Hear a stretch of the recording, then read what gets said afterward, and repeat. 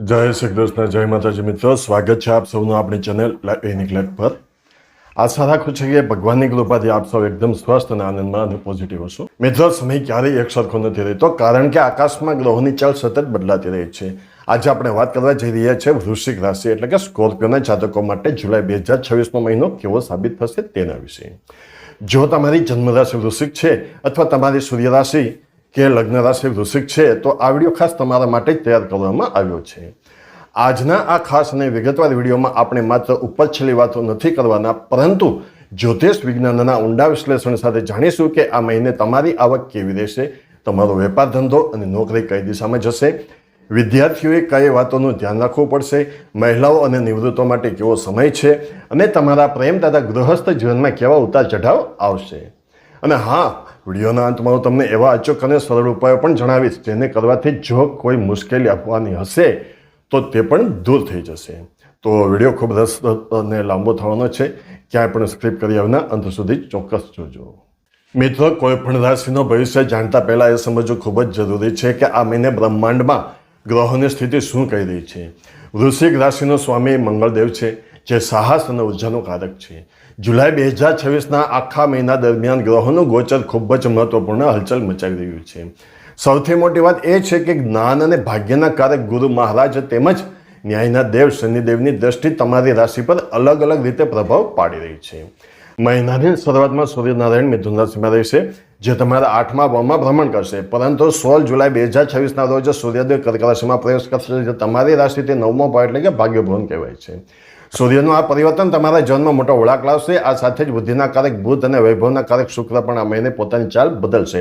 તો ચાલો આ તમામ ગ્રહોની સંયુક્ત અસર તમારા જીવનના જુદા જુદા પાસાઓ પર કેવી પડશે તે હવે વિગતવાર સમજીએ। મિત્રો, સૌથી પહેલા વાત કરીએ લક્ષ્મીજીની કૃપાની એટલે કે તમારા આર્થિક જીવનની। વૃશ્ચિક રાશિના જાતકો માટે જુલાઈ 2026નો મહિનો નાણાકીય બાબતોમાં થોડો સાવધ રહેવાનો સંકેત આપે છે, ખાસ કરીને મહિનાના પહેલા ભાગમાં। 1 જુલાઈથી 15 જુલાઈ સુધી સૂર્ય 8મા ભાવમાં હોવાને કારણે અણધાર્યા ખર્ચાઓ તમારી સામે આવી શકે છે। બની શકે કે કોઈ જૂની લોન કે દેવું ચૂકવવું પડે, અથવા તો ઘરની કોઈ ઇલેક્ટ્રોનિક વસ્તુઓ બગડવાને કારણે કે સ્વાસ્થ્ય પાછળ અચાનક મોટો ખર્ચ થઈ જાય। આ સમયે તમારે તમારા ખિસ્સા પર થોડો કાબુ રાખવો પડશે। દેખાદેખીમાં આવીને મોટી ખરીદી કરવાનું ટાળજો, પરંતુ ગભરાવાની જરૂર નથી, કારણ કે 16 જુલાઈ પછી જેવો સૂર્યનો કર્ક રાશિમાં પ્રવેશ થશે તમારી આર્થિક સ્થિતિમાં યુ-ટર્ન આવશે। અટકેલા નાણાં પાછા મળવાની સંભાવના વધશે। જો તમે ક્યાંક રોકાણ કર્યું હશે તો ત્યાંથી પણ સારો નફો મળી શકે છે। જો કે લોટરી, સટ્ટા બજાર કે શેર બજારમાં ટૂંકા ગાળાના રોકાણથી આ મહિને દૂર રહેવું લાંબા ગાળાનું રોકાણ જ ફાયદો કરાવશે। હવે મિત્રો, વાત કરીએ તમારા કરિયરની। જે લોકો નોકરી કરી રહ્યા છે તેમના માટે જુલાઈનો મહિનો મધ્યમ ફળદાયી રહેશે। ઓફિસ કે કાર્યક્ષેત્રમાં કામનું દબાણ થોડું વધારે રહી શકે છે।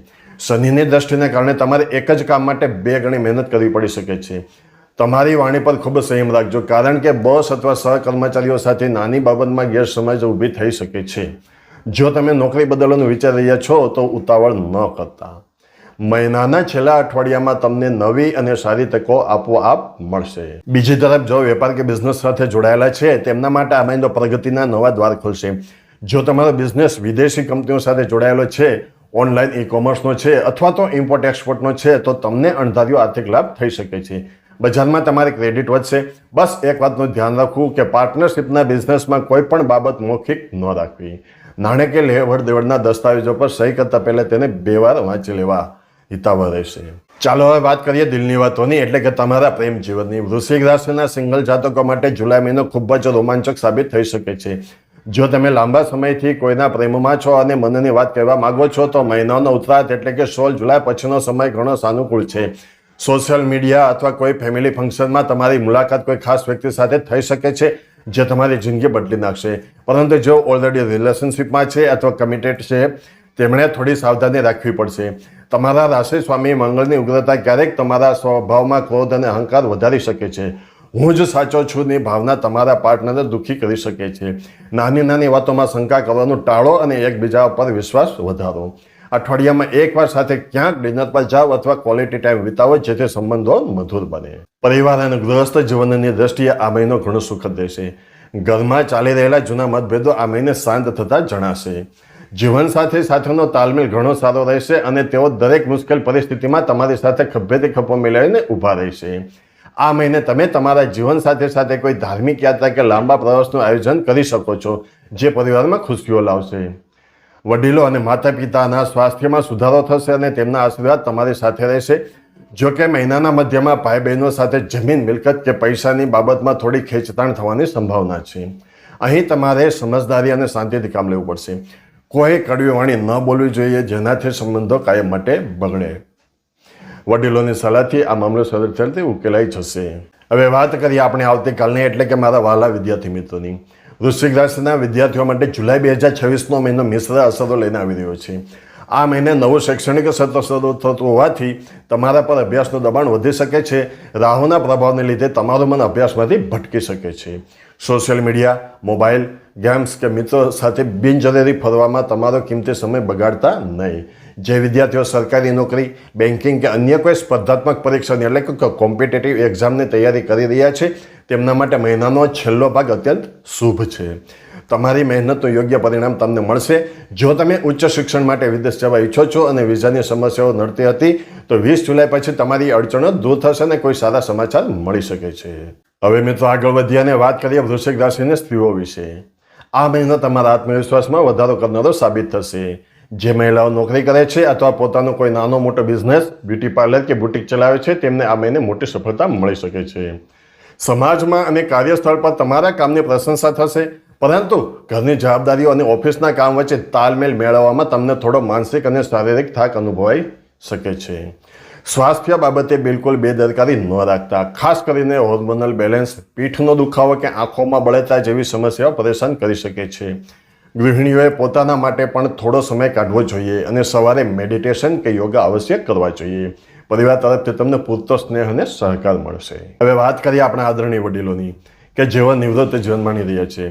વૃશ્ચિક રાશિના નિવૃત્તો માટે જુલાઈ 2026નો આખો મહિનો ખૂબ જ શાંતિપૂર્ણ અને આધ્યાત્મિક ઉર્જાથી ભરેલો રહેશે. તમારો મન ભૌતિક દુનિયાથી હટીને પ્રભુ ભક્તિ, સત્સંગ અને સામાજિક સેવા તરફ વળશે. ઘરમાં પૌત્ર પૌત્રીઓ સાથે સમય વિતાવવાથી તમને માનસિક સંતોષ મળશે. ઘણા સમયથી અટકેલા પેન્શન કે પ્રોવિડન્ટ ફંડના નાણાં આ મહિને મુક્ત થઈ શકે છે, જેનાથી તમારી આર્થિક ચિંતા ઓછી થશે.